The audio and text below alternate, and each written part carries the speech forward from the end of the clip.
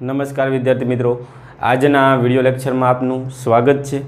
मित्रों, गया लेक्चरनी अंदर आपणे सुवाहक अने तेनी विद्युत क्षेत्र में थती असरो जोई। हवे सुवाहक कोने कहेवाय तो कि जे पदार्थनी अंदर मुक्त इलेक्ट्रॉननी संख्या वधारे होय ई पदार्थने आपणे सुवाहक पदार्थ कहीए छीए। अने जे पदार्थनी अंदर मुक्त इलेक्ट्रॉन ज न होय तो एवा पदार्थने अवाहक पदार्थ कहे छे। याद राखजो, अवाहक पदार्थ कोने कहेवाय तो कि जे पदार्थनी अंदर मुक्त इलेक्ट्रॉन होता नथी तेवा पदार्थने अवाहक पदार्थ कहे छे। अने अवाहक पदार्थनुं बीजुं नाम छे डाई इलेक्ट्रिक पदार्थ। तो आज आपणे डाई इलेक्ट्रिक पदार्थनी वातो करवानी छे। तो आजनो टॉपिक छे डाई इलेक्ट्रिक पदार्थ। डाई इलेक्ट्रिक पदार्थ। तो डाई इलेक्ट्रिक पदार्थ की व्याख्या लखवी होय तो शुं आवे? आखा गामने आवड़ी जाय एवी छे कि अवाहक पदार्थने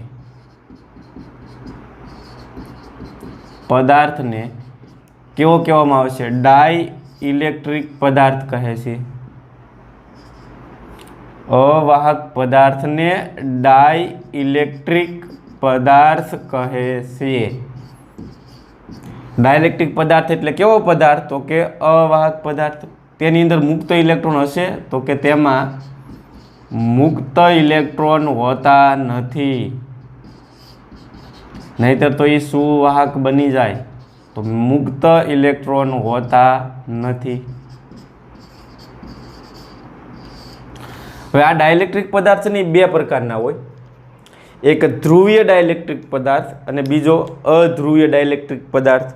तो लखी नाखीए आपणे कि डाइलेक्ट्रिक पदार्थ बे प्रकारना होय, तेना बे प्रकार छे। एक ध्रुवीय, ध्रुवीय ने अंग्रेजी में कहेवामां आवे छे पोलर, अने बीजुं आवशे अध्रुवीय। अध्रुवीय ने अंग्रेजी में कहेवामां आवे छे नॉन पोलर। याद राखजो, डाइलेक्ट्रिक पदार्थना केटला प्रकार? तो के बे प्रकार, एक ध्रुवीय डाइलेक्ट्रिक पदार्थ अने बीजो अध्रुवीय डाइलेक्ट्रिक पदार्थ। तो ध्रुवीय डाइलेक्ट्रिक पदार्थ कोने कहेवाय? बंने छे तो अवाहक ज तेओ, तो ज एने आपणे डाइलेक्ट्रिक कहीए के। पण ध्रुवीय डाइलेक्ट्रिक पदार्थ कोने कहेवाय? तो के एक्जाम्पल द्वारा आपणे समजीए। पहला कोने समझवानुं छे? तो के ध्रुवीय डाइलेक्ट्रिक पदार्थ ने।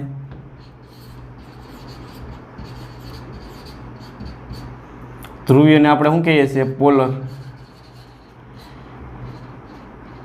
तो ध्रुवीय डाइलेक्ट्रिक पदार्थ कोने कहेवामां आवे छे? तो ये समजवा माटे आपणे एक एक्जाम्पल लईए। दाखला तरीके आपणे सोडियम क्लोराइड लईए, NaCl। तो सोडियम क्लोराइड नी अंदर शुं होय? तो के एक सोडियमनो परमाणु होय, बराबर, Na, अने बीजो होय Cl नो परमाणु, Cl। आ बंनेना केंद्र वच्चे कंईक अंतर हशे। आ Na छे ए धन विद्युत भारित छे, ज्यारे Cl छे ए ऋण विद्युत भारित छे। तो तमने खबर पड़े छे, आने हूँ प्लस क्यू कही दऊँ ने आने हूँ माइनस क्यू कही दूँ, तो आ शुं बनी गई? अहींया प्लस क्यू विद्युत भार, अहींया माइनस क्यू विद्युत भार। तो अहीं डायपोल बनी गई के नहीं? तो जे डाइलेक्ट्रिक पदार्थ कायमी डायपोल मोमेंट धरावता होय, जो आ कायमी डायपोल मोमेंट छे, हमेशा माटे आ डायपोल मोमेंट रहेशे, तो एने आपणे ध्रुवीय डाइलेक्ट्रिक पदार्थ कहेशुं। अने एना धन अने ऋण विद्युत भारोना केंद्र वच्चे कंईक अंतर हशे। तो जे डाइलेक्ट्रिक पदार्थ में धन अने ऋण विद्युत भारोना केंद्र छूटा छूटा होय, अमुक अंतरे होय, तो आवा डाइलेक्ट्रिक पदार्थ ने ध्रुवीय डाइलेक्ट्रिक पदार्थ कहे छे। बीजू तमारे एक्जाम्पल लेवुं तो लईए H2O। तो एनी अंदर तमने खबर छे एक ऑक्सिजन परमाणु हशे ने बे हाइड्रोजन परमाणु हशे। आ ऑक्सिजन ने कही दो, बराबर ने? आ ऑक्सिजन परमाणु, अहीं आपणे हाइड्रोजन परमाणु लईए ने अहीं हाइड्रोजन परमाणु लईए, तो तमने खबर पड़े छे ऑक्सिजन छे ऋण विद्युत भारित थशे ने हाइड्रोजन छे धन विद्युत भारित हशे, एटले अहीं डायपोल मोमेंट बनी गई। ऑक्सिजन ऋण छे, हाइड्रोजन धन छे, एटले अहीं एक डायपोल मोमेंट बनी गई। तो जे पदार्थोना अणुओ कायमी डायपोल मोमेंट धरावता होय तेने ध्रुवीय डायलेक्ट्रिक पदार्थ कहेवामां आवे छे। હાઇડ્રોક્લોરિક એસિડ પણ તમે લઈ શકો તો એમાં H+ અને Cl- વચ્ચે કાયમી ડાયપોલ મોમેન્ટ હશે. અને બીજી એક વાત યાદ રાખ્યા જેવી છે કે એમાં ધન અને ઋણ વિદ્યુત ભારોના કેન્દ્રો કેવા હોય છે? છૂટા છૂટા હોય છે. તો ધ્રુવીય ડાયલેક્ટ્રિક પદાર્થની વ્યાખ્યા યાદ રાખવાની છે કે જે ડાઇલેક્ટ્રિક પદાર્થમાં ધન અને ઋણ વિદ્યુત ભારોના કેન્દ્રો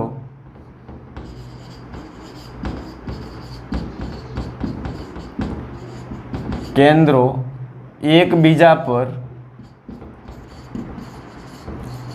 સંપાત થયેલા ન હોય.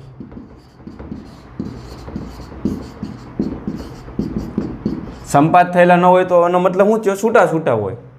અહીંયા Na+ હોય અને અહીંયા Cl- છે. આ બંનેના કેન્દ્રો છે એ છૂટા છૂટા હોય તો એને આપણે ધ્રુવીય ડાયલેક્ટ્રિક પદાર્થ કહીએ છીએ. તો સંપાત થયેલા ન હોય તો તેને ધ્રુવીય ડાઇલેક્ટ્રિક પદાર્થ કહે છે.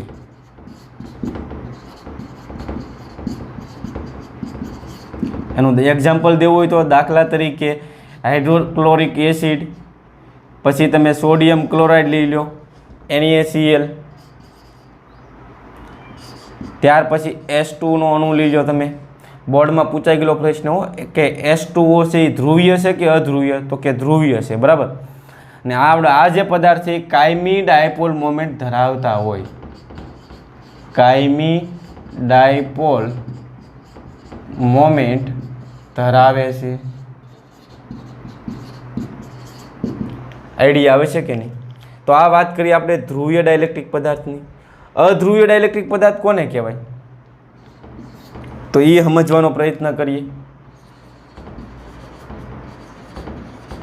એને નોન પોલર કહીએ છીએ આપણે. તો અધ્રુવીય ડાયલેક્ટ્રિક પદાર્થની અંદર શું હોય? ધન વિદ્યુત ભાર અને ઋણ વિદ્યુત ભારોના કેન્દ્રો છે ને એકબીજા પર સંપાત થયેલા હોય. એટલે એને કાયમી ડાયપોલ મોમેન્ટ ન હોય. શું કામ? કારણ કે બંને વિદ્યુત ભારો વચ્ચેનું અંતર શૂન્ય છે. તો ડાયપોલ મોમેન્ટનું સૂત્ર શું છે? P = 2aq. જો અંતર જ શૂન્ય થઈ જાય તો ડાયપોલ મોમેન્ટ શું થવાની? શૂન્ય થશે. એટલે જે ડાયલેક્ટ્રિક પદાર્થમાં ધન અને ઋણ વિદ્યુત ભારોના કેન્દ્રો એકબીજા ઉપર સંપાત થયેલા હોય તેને આપણે અધ્રુવીય ડાયલેક્ટ્રિક પદાર્થ કહીએ છીએ. દાખલા તરીકે આપણે O2 નો અણુ લ્યો તો એની અંદર શું હોય? એક ઓક્સિજનનો અણુ છે, એના ઉપર બીજો ઓક્સિજનનો અણુ સંપાત થઈ ગયેલો હોય. તો આ બંનેના કેન્દ્રો વચ્ચેનું અંતર કેટલું થઈ જવાનું? શૂન્ય. એટલે આ કાયમી ડાયપોલ મોમેન્ટ ધરાવશે નહીં. તમે H2 નો અણુ લ્યો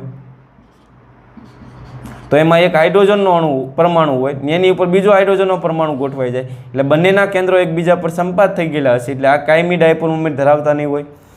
તમે CO2 નો અણુ લ્યો તો એની અંદર એક કાર્બન હોય, એની સાથે ઓક્સિજનના 2 પરમાણુ જોડાયેલા હોય. પણ શું છે? કાર્બનના કેન્દ્ર ઉપર જ ઓક્સિજન હશે ને એના કેન્દ્ર ઉપર જ બીજો ઓક્સિજન હશે. તો ધન અને ઋણ વચ્ચેનું અંતર શૂન્ય થઈ જાય એટલે એ કાયમી ડાયપોલ મોમેન્ટ ધરાવતા ન હોય. એટલા માટે એને અધ્રુવીય અણુ કહે છે. તો અધ્રુવીયની વ્યાખ્યા લખવી હોય તો કે જે ડાઇલેક્ટ્રિક પદાર્થમાં ધન અને ઋણ વિદ્યુત ભારોના કેન્દ્રો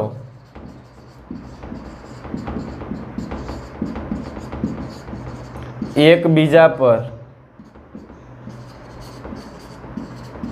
સંપાત થયેલા હોય તો તેને અધ્રુવીયને અંગ્રેજીમાં કહેવાય નોન પોલર, અધ્રુવીય ડાઇલેક્ટ્રિક પદાર્થ કહે છે.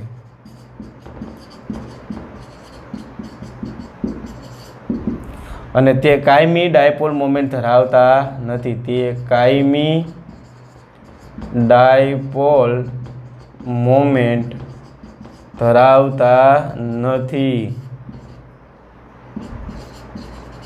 અને આના ઉદાહરણ લખવા હોય તો દાખલા તરીકે O2 H2 અને CO2 CO2 ને યાદ રાખજો ખાસ, એ અધ્રુવીય અણુ છે, જ્યારે H2O છે એ કેવું છે? ધ્રુવીય અણુ છે.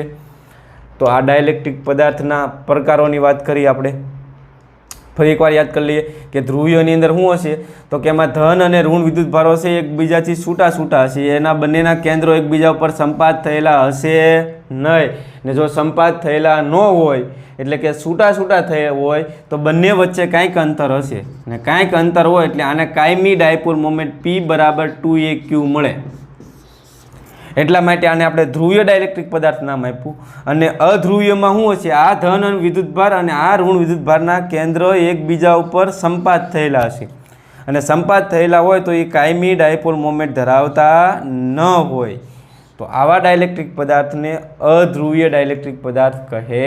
તો હવે આપણે ધ્રુવીય ડાયલેક્ટ્રિક પદાર્થને સમાન વિદ્યુત ક્ષેત્રમાં મૂકવાનો છે. જેમ આપણે સુવાહકને સમાન વિદ્યુત ક્ષેત્રમાં મૂકી અલગ અલગ અસરો જોઈતી, એ જ રીતે ધ્રુવીય ડાયલેક્ટ્રિક પદાર્થને તમે વિદ્યુત ક્ષેત્રમાં મૂકો તો કઈ ઘટના ઘટિત થાય એ સમજવાનો પ્રયત્ન કરીએ. પણ પહેલાં આપણે ધ્રુવીય ડાયલેક્ટ્રિક પદાર્થને સમજવો પડશે. ધ્રુવીય ડાયલેક્ટ્રિક પદાર્થની અંદર શું હોય? તો કે કાયમી ડાયપોલ મોમેન્ટ ધરાવતા હોય. ને એના આપણે એક્ઝામ્પલ જોઈએ હતા, NaCl છે, HCl છે, પાણીના અણુઓ છે. તો દાખલા તરીકે આપણે એક મીઠાનો ટુકડો લઈએ, મીઠું એટલે સોડિયમ ક્લોરાઇડ, બરાબર ને? તો આની અંદર શું હશે? કાયમી ડાયપોલ મોમેન્ટ હોય. એટલે અહીંયા ઋણ વિદ્યુતભાર હશે, અહીંયા ધન વિદ્યુતભાર હશે. એટલે અહીંયા શું હશે? Na પ્લસ હશે ને Cl માઇનસ. બીજો મીઠાનો અણુ આમ ધ્યાનમાં લઈએ આપણે, તો આમાં પણ કાયમી ડાયપોલ મોમેન્ટ હશે, આમાં પણ કાયમી ડાયપોલ મોમેન્ટ હશે. પણ બધી ડાયપોલ છે ને એ અસ્તવ્યસ્ત ગોઠવાયેલી હશે. બીજી ભાષામાં કહીએ તો બધા અણુ. તો કેટલાક અણુ હું અહીં બતાડું, પણ એક વાત તો ક્લિયર છે કે આ બધા ડાયપોલ ધરાવે છે, બરાબર ને? એટલે આ જે ડાયલેક્ટ્રિક પદાર્થ છે એને આપણે કેવો કીધો હતો? ધ્રુવીય ડાયલેક્ટ્રિક પદાર્થ. જે પદાર્થની અંદર કાયમી ડાયપોલ મોમેન્ટ હોય એને આપણે શું કહીએ છીએ? ધ્રુવીય ડાયલેક્ટ્રિક પદાર્થ. તો અત્યારે આપણે બહારથી કોઈ વિદ્યુત ક્ષેત્ર લાગુ પાડેલું નથી. વિદ્યુત ક્ષેત્ર અત્યારે કેટલું છે? 0. એટલે બધી જે ડાયપોલ છે એ અસ્તવ્યસ્ત ગોઠવાયેલી છે. તો આની કુલ ડાયપોલ મોમેન્ટ કેટલી થઈ જાય? અને અસ્તવ્યસ્ત હોય એટલે કુલ ડાયપોલ મોમેન્ટ 0 થાય. શું કામ? દાખલા તરીકે આની ડાયપોલ મોમેન્ટ ગણો તો ડાયપોલ મોમેન્ટની દિશા કઈ હોય? ઋણથી ધન તરફ, એટલે આની આમ હશે. હવે તમે એક અહીંયા અણુ ધ્યાનમાં લ્યો તો આમાં અણુ આ રીતે ગોઠવાયેલો હોય, તો આની ડાયપોલ મોમેન્ટ છે એ ઋણથી ધન એટલે આમ હશે. આની ડાયપોલ મોમેન્ટ નીચે તરફ હશે, આની ડાયપોલ મોમેન્ટ આમ હશે, ઋણથી ધન. તો આ બધી ડાયપોલ મોમેન્ટ છે ને એ અસ્તવ્યસ્ત હોય, અને બધાનો છેલ્લે હિસાબ કરો ને તો કુલ ડાયપોલ મોમેન્ટ થઈ જાય 0. એટલે આની કુલ ડાયપોલ મોમેન્ટ છે એ 0 હોય છે. P બરાબર 0. P ટોટલ કહીએ આપણે, તો P ટોટલ કેટલી હશે? કયો? 0. ફરી એકવાર, વિદ્યુત ક્ષેત્રની ગેરહાજરીમાં ડાયલેક્ટ્રિક પદાર્થની અંદર બધી જ અણુકીય ડાયપોલો અસ્તવ્યસ્ત ગોઠવાયેલી હોય છે. પરિણામે કુલ ડાયપોલ મોમેન્ટ કેવી થઈ જશે? 0. પણ હવે આને વિદ્યુત ક્ષેત્ર લાગુ પાડો તો આ જ ડાયલેક્ટ્રિક પદાર્થ હતો, એને બહારથી આપણે વિદ્યુત ક્ષેત્ર લાગુ પાડવાનું છે.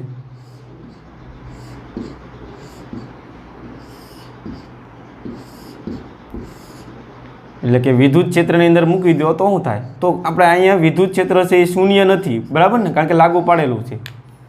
તો થશે હું, જેવું તમે અહીં વિદ્યુત ક્ષેત્ર લાગુ પાડશો ને એટલે તમને ખબર છે કે વિદ્યુત ક્ષેત્રની અંદર કોઈ ડાયપોલ આવે તો ડાયપોલ ઉપર ટોર્ક લાગશે, અને ટોર્ક લાગે એટલે આ બધી ડાયપોલ છે એ પરિભ્રમણ કરવાનો પ્રયત્ન કરશે, અને બધી જ ડાયપોલ છે એ વિદ્યુત ક્ષેત્રને સમાંતર ગોઠવાઈ જાય. ફરી એકવાર કહું, વિદ્યુત ક્ષેત્રની ગેરહાજરીમાં બધી અસ્તવ્યસ્ત હતી. જેવું જ તમે વિદ્યુત ક્ષેત્ર લાગુ પાડ્યું એટલે ડાયપોલ ઉપર ટોર્ક લાગ્યું, અને બધી જ ડાયપોલ છે વિદ્યુત ક્ષેત્રને કેવી થઈ જાય? સમાંતર થઈ જાય. આ ઓલા જેવી છે ઘટના આખી, કે ક્લાસની અંદર તમે બેઠા હો ને કોઈ સાહેબ ન હોય ત્યારે બધા અસ્તવ્યસ્ત હોય, પણ જેવા જ બહુ કડક સાહેબ આવી ગયા હોય તો બધાય છે એક જ દિશામાં ગોઠવાઈ જાય. એ જ પરિસ્થિતિ આ ડાયપોલની થઈ. તો જેવું જ તમે વિદ્યુત ક્ષેત્ર લાગુ પાડશો એટલે બધી જ ડાયપોલ છે વિદ્યુત ક્ષેત્રને સમાંતર ગોઠવાઈ જાય. ને વિદ્યુત ક્ષેત્રની દિશા કઈ હશે? ધનથી ઋણ તરફ. તો આ જે ડાયપોલ છે એ કઈ રીતે ગોઠવાઈ જાય? તો વિદ્યુત ક્ષેત્રને સમાંતર આ રીતે ગોઠવાઈ જાય. પણ અહીંયા ધનની નજીક ડાયપોલનો ઋણ વિદ્યુતભાર આવશે એટલે અહીંયા ઋણ હશે, અહીંયા ધન હશે. આ ડાયપોલ છે એ આ રીતે ગોઠવાઈ જાય. આ ઋણની નજીક આ ડાયપોલનો ધન વિદ્યુતભાર હશે, અહીંયા ધન હશે. ધનની નજીક આ ડાયપોલનો ઋણ વિદ્યુતભાર હશે ને અહીંયા કયો હશે? ધન વિદ્યુતભાર. આ એક જે છેલ્લી ડાયપોલને ધ્યાનમાં લઈએ તો અહીંયા ઋણની નજીક કયો વિદ્યુતભાર આવશે? ધન. અહીંયા શું આવશે? ઋણ. તો આ રીતે ધનની નજીક ડાયપોલના બધા ઋણ વિદ્યુતભાર આવી જશે. તો બધી જ ડાયપોલ અત્યારે વિદ્યુત ક્ષેત્રને કેવી ગોઠવાઈ ગઈ? સમાંતર. અને વિદ્યુત ક્ષેત્રને સમાંતર ગોઠવાય એટલે થીટા કેટલો થઈ જવાનો કયો? બોલો કેટલો થશે?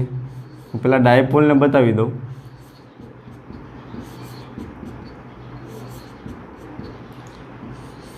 ઋણની નજીક શું આવશે? ધન.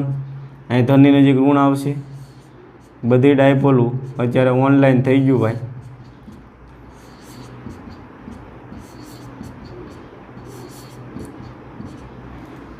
તો ફરી એકવાર વિદ્યુત ક્ષેત્ર લાગુ પડ્યું એટલે બધી જ ડાયપોલ કેવી રીતે ગોઠવાઈ ગઈ? તો કે વિદ્યુત ક્ષેત્રને સમાંતર. તો હવે તમને ખબર પડે છે કે આ ધન વિદ્યુતભાર અને આ ઋણ વિદ્યુતભાર એકબીજાની અસર નાબૂદ કરશે. જો આ ધન વિદ્યુતભાર અને આ ઋણ વિદ્યુતભાર એકબીજાની અસર નાબૂદ કરશે. આ ધન અને ઋણ એકબીજાની અંદર અસર નાબૂદ કરશે. તો અંદરના ધન અને ઋણ વિદ્યુતભારો એકબીજાની અસર નાબૂદ કરે. આ ધન અને ઋણ વિદ્યુતભાર એકબીજાની અસર નાબૂદ કરશે. આ ધન અને ઋણ એકબીજાની અસર નાબૂદ કરશે. તો તમે એવું વિચારી શકો કે આપણે આ છેડે છે એ ઋણ વિદ્યુતભાર ખુલ્લો પડે, બરાબર ને? આપણે આ બધા વિદ્યુતભારો છે કાંઈ સપાટી નજીક હશે એટલે આ છેડે છે એ ઋણ વિદ્યુતભાર ખુલ્લો પડશે. અને આ છેડે કયો વિદ્યુતભાર ખુલ્લો પડશે? તો કે ધન વિદ્યુતભાર ખુલ્લો પડશે. આ બધા વિદ્યુતભારો તો એકબીજાની અસર નાબૂદ કરી નાખી. તો ઘડીક પૂરતી હું આને બતાવતો નથી, તમે સમજી શકો. ડાયપોલને ઘડીક ગાયબ કરી દો. તો શું થયું ખબર પડી? અહીંયા સપાટી ઉપર છે, અહીંયા ઋણ વિદ્યુતભાર પ્રેરિત થયો અને અહીંયા છે ધન વિદ્યુતભાર પ્રેરિત થયો. આના વસ્તુ સુવાહકમાં થયું હતું કે નહીં? ચેક કરો. તો સુવાહકને જેવો જ આપણે વિદ્યુત ક્ષેત્રમાં મૂક્યો હતો તો ધનની નજીક અહીંયા ઋણ વિદ્યુતભાર આવી ગયો હતો અને ઋણની નજીક અહીંયા ધન વિદ્યુતભાર આવ્યો હતો. પણ ત્યાં કઈ રીતે આવ્યો હતો હું એ તમને યાદ કરાવી દઉં. આપણો આ સુવાહક હતો, આમાં ધન આયનો હતા અને આમાં ઋણ ભારિત ઇલેક્ટ્રોન હતા. જેવું જ વિદ્યુત ક્ષેત્ર લાગુ પડ્યું એટલે આ ઇલેક્ટ્રોન ઉપર બળ લાગ્યું ને આ બધા ઇલેક્ટ્રોન છે અહીંયા જમા થઈ ગયા ગતિ કરીને, બરાબર? અને એની સાપેક્ષમાં અહીંયા ધન વિદ્યુતભારો ખુલ્લા પડ્યા હતા. તો એનો મતલબ એમ કે અહીંયા ઋણ વિદ્યુતભાર જમા થયો તો એ શું થયો હતો? તો કે ગતિ કરીને વિદ્યુતભાર અહીંયા જમા થયો હતો, બરાબર ને? સુવાહકની અંદર વિદ્યુતભાર ગતિ કરીને સપાટી ઉપર આવે, જ્યારે અહીંયા કોઈ વિદ્યુતભાર ગતિ નથી કર્યો. આ ડાયપોલનો જે ઋણ વિદ્યુતભાર અહીંયા હતો ને અહીંયા પ્રેરિત થયો. અહીંથી અંદરથી ગતિ કરીને કોઈ વિદ્યુતભાર અહીંયા આવ્યો નથી. એટલે યાદ રાખજો, સુવાહકની અંદર જે વિદ્યુતભારો પ્રેરિત થાય છે એ સ્થાનાંતર દ્વારા પ્રેરિત થાય છે, જ્યારે અહીંયા સ્થાનાંતર થયા વગર વિદ્યુતભારો છે એ પ્રેરિત થશે. એટલે અહીંયા ઋણ વિદ્યુતભાર જમા થયો, અહીંયા ધન વિદ્યુતભારો જમા થયો ને આ જે વિદ્યુતભારો પ્રેરિત થવાની આખી જે ઘટના છે એને કહેવામાં આવે છે ધ્રુવીભવન. શું કહેવામાં આવે છે? ધ્રુવીભવન. અંગ્રેજીમાં એને પોલેરાઇઝેશન કહે છે. પોલેરાઇઝેશન. પોલેરાઇઝેશન, બરાબર? ધ્રુવીભવન અથવા તો એને શું કહેવામાં આવે છે? પોલેરાઇઝેશન કહે છે. ધ્રુવીભવનનો મતલબ શું થયો? ધ્રુવો પ્રેરિત થયા એમ કહેવાય. અહીંયા ઋણ વિદ્યુતભાર પ્રેરિત થયો, અહીંયા ધન વિદ્યુતભાર પ્રેરિત થયો. બીજી એક વાત એ તમને કહી દો. હવે આ વિદ્યુતભારો છે એ પોતે પોતાનું વિદ્યુત ક્ષેત્ર ઉત્પન્ન કરશે. એ કઈ દિશામાં છે? ધનથી ઋણ તરફ. તો ડાયલેક્ટ્રિક પદાર્થની અંદર પાછું વિદ્યુત ક્ષેત્ર પ્રેરિત થશે. પણ આ જે અંદરનું વિદ્યુત ક્ષેત્ર છે, ઇન્ટરનલ વિદ્યુત ક્ષેત્ર, એ બાહ્ય વિદ્યુત ક્ષેત્ર જેટલું નહીં હોય. સુવાહકની અંદર શું હતું? જેટલું અંદર બહાર હતું એટલું જ અંદર ઉત્પન્ન થયું હતું. જ્યારે અવાહકની અંદર ઉત્પન્ન થતું વિદ્યુત ક્ષેત્ર એટલું બધું સ્ટ્રોંગ નહીં હોય. એટલે કે સપોઝ બહાર છે એ 100 ન્યૂટન પર કુલમ છે, આમ તો અંદર જે ઉત્પન્ન થયેલું છે એને હું 20 ન્યૂટન પર કુલમ કહી દઉં. આનું 20 અને આનું 20 એકબીજાની અસર નાબૂદ કરશે તો રેહા કેટલું છે? 80 ન્યૂટન પર કુલમ. પહેલાં 100 હતું, અંદર 20 જેટલું ઉત્પન્ન થયું, તો હવે અંદર રહ્યા કેટલું 80 ન્યૂટન પર કુલમ. પણ એક વાત તો પાકી છે કે અંદર વિદ્યુત ક્ષેત્રમાં શું થાય છે, ઘટાડો થાય છે. તો આટલી વસ્તુ ક્લિયર થઈ. આખી સ્ટોરી ફરીવાર કહી દઉં કે ધ્રુવીય ડાયલેક્ટ્રિક પદાર્થ હોય તો એમાં વિદ્યુત ક્ષેત્ર લાગુ ન પડ્યું હોય તો બધી જ ડાયપોલ કેવી હોય, અસ્તવ્યસ્ત ગોઠવાયેલી હોય. એટલે કુલ ડાયપોલ મોમેન્ટ કેટલી થઈ જવાની, શૂન્ય થઈ જશે. જેવું જ વિદ્યુત ક્ષેત્ર લાગુ પાડશો એટલે આ બધી ડાયપોલ ઉપર ટોર્ક લાગશે, વિદ્યુત ક્ષેત્રને સમાંતર ગોઠવાઈ જશે. અંદરના ધન અને ઋણ વિદ્યુતભારો એકબીજાની અસર નાબૂદ કરશે. આ સપાટી પર ઋણ વિદ્યુતભાર પ્રેરિત થશે, આ સપાટી ઉપર ધન વિદ્યુતભાર પ્રેરિત થશે. અને આ વિદ્યુતભારો પ્રેરિત થવાની જે આખી ઘટના છે એને આપણે શું કીધેલું છે, ધ્રુવીભવન કીધું, અથવા તો એને પોલેરાઇઝેશન થયું એમ કહીએ કહો ખરા. તો હવે અંદર એક ડાયપોલ મોમેન્ટ પ્રેરિત થઈ, તમને ખબર પડતી હોય તો અહીંયા ધન વિદ્યુતભાર ને અહીંયા ઋણ વિદ્યુતભાર. તો આને આપણે ધન વિદ્યુતભારને પ્લસ ક્યુ કહી દઉં ને આને હું માઇનસ ક્યુ કહી દઉં. તો અહીંયા ડાયપોલ મોમેન્ટ પ્રેરિત થઈ એમ કહેવાય કે નહીં? તો અહીંયા પી ટોટલ છે એ હવે શૂન્ય હશે, તો કે શૂન્ય હશે નહીં. તો આ હતું ધ્રુવીય ડાયલેક્ટ્રિક પદાર્થને વિદ્યુત ક્ષેત્રમાં થતી અસરો. ક્લિયર થયું કે નહીં? એક વાત પાકી કે જેવો જ તમે વિદ્યુત ક્ષેત્રમાં મૂકો એટલે એનું શું થઈ જાય, ધ્રુવીભવન. એટલે કે અહીંયા ઋણ વિદ્યુતભાર પ્રેરિત થશે ને અહીંયા ધન વિદ્યુતભાર. આ ધ્રુવીય ડાયલેક્ટ્રિક પદાર્થની વાત કરીએ. હવે આપણે અધ્રુવીય ડાયલેક્ટ્રિક પદાર્થને લેવાનો છે. તો અધ્રુવીય ડાયલેક્ટ્રિક પદાર્થને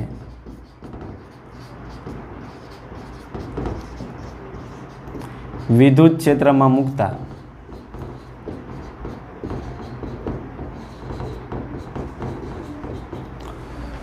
તો ફટાફટ જોઈ લઈએ આપણે અહીંયા. તો અધ્રુવીય ડાયલેક્ટ્રિક પદાર્થમાં જ્યારે વિદ્યુત ક્ષેત્ર લાગુ ન પડ્યું હોય ત્યારે એની આકૃતિ કેવી હોય? તો અધ્રુવીય ડાયલેક્ટ્રિક પદાર્થની અંદર તમને ખબર છે ધન અને ઋણ વિદ્યુતભારોના કેન્દ્રો એકબીજા પર સંપાત થયેલા હોય. અહીંયા ધન અને ઋણ વિદ્યુતભારોના કેન્દ્રો એકબીજા પર સંપાત થયેલા હશે. તો આને આપણે અધ્રુવીય ડાયલેક્ટ્રિક પદાર્થ કહીએ છીએ, બરાબર ને? એટલે આની કુલ ડાયપોલ મોમેન્ટ કેટલી હશે કે શૂન્ય. આમાં તો અંદરથી જ ઉત્પન્ન જ થઈ. જો જ્યારે આમાં ઉત્પન્ન થઈ હતી દરેક અણુની, પણ પાછી બધી અસ્તવ્યસ્ત હતી એટલે શૂન્ય છે. ને આમાં તો ઉત્પન્ન જ નથી થઈ એટલે ટોટલ કેટલી થવાની, શૂન્ય. હવે તમારે આને વિદ્યુત ક્ષેત્ર લાગુ પાડવાનું છે. તો હવે જો તમે આને વિદ્યુત ક્ષેત્રમાં મૂકો તો શું થાય? અહીંયા વિદ્યુત ક્ષેત્રની ગેરહાજરી હતી એટલે વિદ્યુત ક્ષેત્ર શૂન્ય હતું. હવે અહીં વિદ્યુત ક્ષેત્ર લાગુ પાડવાનું છે એટલે અહીં શૂન્ય નથી. હવે તો જેવો જ તમે આને વિદ્યુત ક્ષેત્ર લાગુ પાડો તો હું એક અણુનો વિચાર કરું, આ ધન વિદ્યુતભાર અને આ ઋણ વિદ્યુતભાર, અને તમે વિદ્યુત ક્ષેત્રમાં મૂકી ગયો તો અહીંયા વિદ્યુત ક્ષેત્રની દિશા કઈ હોય, ધનથી ઋણ. તો તમને ખબર પડે છે કે આ ધન અને ઋણ વિદ્યુતભારો ઉપર વિદ્યુત ક્ષેત્રને લીધે બળ લાગશે. અને આ ધન વિદ્યુતભાર છે એ ઋણ તરફ આકર્ષાય અને ઋણ છે એ ધન તરફ આકર્ષાય. એટલે ધીમે ધીમે ધીમે ધીમે આ છે ઋણ વિદ્યુતભાર છે આમ જતો રહેશે અને આ ધન છે એ આમ જતો હશે. એટલે થશે હું ઋણ વિદ્યુતભાર અહીંયા આવી ગયો અને ધન અહીંયા આવી ગયો, બરાબર ને? ઋણ છે અહીંયા આવી ગયો ધનની નજીક અને ધન છે એ ઋણની નજીક આવી ગયો. તમને એમ થાય કે ઋણ વિદ્યુતભાર છે કે અહીંયા ન પોગી જાય અને ધન વિદ્યુતભાર છે કે અહીંયા ન પોગી જાય. પણ મિત્રો આ બંને વચ્ચે કાંઈક તો હોય કે નહીં? આ બંને વચ્ચે આકર્ષી બળ લાગતા હશે જે પુનઃસ્થાપક બળનો ભાગ ભજવે. આને આ આમ લઈ જાય, આને આમ લઈ જાય, પણ આ બંને વચ્ચે પાછા છે એ નજીક આવવાનો પ્રયત્ન કરે, બરાબર ને? એટલે બંને વચ્ચે લાગતું પુનઃસ્થાપક બળ પછી બંનેને બહુ દૂર જવા દેશે નહીં. પણ એક વાત તો પાકી કે હવે ડાયપોલ મોમેન્ટ પ્રેરિત થઈ કે ન થઈ? ધન વિદ્યુતભાર આ બાજુ શિફ્ટ થયો, ઋણ વિદ્યુતભાર આ બાજુ શિફ્ટ થયો, એટલે આની અંદર એક ડાયપોલ મોમેન્ટ પ્રેરિત થઈ કહેવાય. અને ડાયપોલ મોમેન્ટ પ્રેરિત થવાની ઘટનાને આપણે ધ્રુવીભવન કહીએ. તો આનું પોલેરાઇઝેશન થઈ ગયું એટલે કે ધ્રુવીભવન થઈ ગયું. તો એ જ વસ્તુ અહીંયા સમજવાની છે હવે કે જેવું જ તમે અહીંયા વિદ્યુત ક્ષેત્ર લાગુ પાડશો તો હું અહીં વિદ્યુત ક્ષેત્ર લાગુ પાડી દઉં.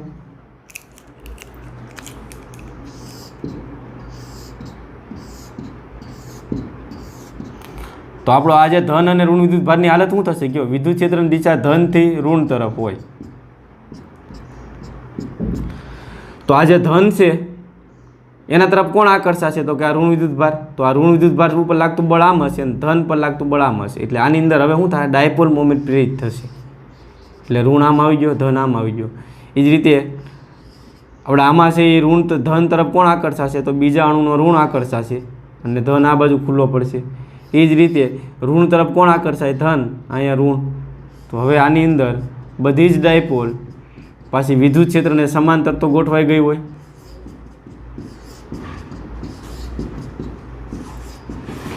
તો આ રીતે બધી જ ડાયપોલ વિદ્યુત ક્ષેત્રને સમાંતર ગોઠવાય. ને સમાંતર ગોઠવાય ત્યારે થીટા શૂન્ય થઈ જાય. અને થીટા શૂન્ય હોય તો સ્થિતિ ઉર્જા કેટલી હોય મને કહેશો? યુ બરાબર સૂત્ર શું છે? માઇનસ પી કોસ થીટા. થીટા શૂન્ય હોય તો સ્થિતિ ઉર્જા માઇનસ પી થાય. એટલે સ્થિતિ ઉર્જા માઇનસ પી એટલે કેવી થઈ કહેવાય? લઘુત્તમ. તો બધી જ ડાયપોલ છે એની સ્થિતિ ઉર્જા લઘુત્તમ હશે. એ શાંતિથી એમ ફૂટી હશે આમ. ઓકે હાલો, હવે તમને ખબર છે ધન અને ઋણ વિદ્યુત ભારો એકબીજાની અસર નાબૂદ કરી નાખશે. તો આ ધન અને ઋણ વિદ્યુત ભારો એકબીજાની અસર નાબૂદ કરી. અહીંયા ધન અને ઋણ એકબીજાની અસર નાબૂદ કરશે. તો તમે વિચારી શકો કે આ ઋણની નજીક કોણ પ્રેરિત થશે? તો ધન વિદ્યુત ભારો. સોરી, ધનની નજીક કોણ પ્રેરિત થશે? તો અહીંયા ઋણ વિદ્યુત ભારો પ્રેરિત થશે. અને અહીંયા ઋણની નજીક કોણ પ્રેરિત થશે? તો અહીંયા ધન વિદ્યુત ભારો પ્રેરિત થશે. તો છેલ્લે ફાઇનલ આકૃતિ કંઈક આવી બનશે કે આ જે ધન વિદ્યુત ભારો હતા એની નજીક ઋણ વિદ્યુત ભારો પ્રેરિત થયા. અને જ્યાં અહીંયા ઋણ વિદ્યુત ભાર હતો વિદ્યુત ક્ષેત્રનો, ત્યાં અહીંયા શું પ્રેરિત થશે? ધન વિદ્યુત ભાર પ્રેરિત થશે. તો હવે અંદર પણ વિદ્યુત ક્ષેત્ર ઉત્પન્ન થાય કઈ દિશામાં છે? ધનથી ઋણ તરફ. જે બાહ્ય વિદ્યુત ક્ષેત્રની વિરુદ્ધ દિશામાં હોય એટલે અંદર વિદ્યુત ક્ષેત્રમાં શું થાય? વધારો થાય કે ઘટાડો થાય? તો કે ઘટાડો થાય. ક્લિયર થયું કે નહીં? ને બીજી એક વાત કે સપાટી પર અહીં વિદ્યુત ભારો પ્રેરિત થઈ ગયા. ને વિદ્યુત ભારો પ્રેરિત થવાની જે આખી ઘટના છે એને કહેવામાં આવે છે પોલેરાઇઝેશન. તો અહીંયા પી ટોટલ છે એ શૂન્ય હશે નહીં. તો વાતની એક વાત કે વિદ્યાર્થી મિત્રો, ધ્રુવીય ડાયલેક્ટ્રિક પદાર્થ લ્યો તોય ભલે અને અધ્રુવીય ડાયલેક્ટ્રિક પદાર્થ લ્યો તોય ભલે, બંનેને જો તમે વિદ્યુત ક્ષેત્રમાં મૂકી દો તો બંનેની સપાટી પર વિદ્યુત ભારો પ્રેરિત થાય છે. અને આ ઘટનાને શું કહેવામાં આવે છે? પોલેરાઇઝેશન કહે છે. આ ઘટના બહુ જ મહત્ત્વની છે, જે આગળની થિયરીમાં આપણે ભણવામાં કામ આવે એવી છે. એટલે એટલું યાદ રહી જાય કે ધ્રુવીય ડાયલેક્ટ્રિક પદાર્થ હોય તોય ભલે અને અધ્રુવીય ડાયલેક્ટ્રિક પદાર્થ હોય તોય ભલે, જો બંનેને વિદ્યુત ક્ષેત્રની અંદર મૂકી દો તો એનું શું થઈ જાય છે? કયો? પોલેરાઇઝેશન એટલે કે ધ્રુવીભવન થાય છે.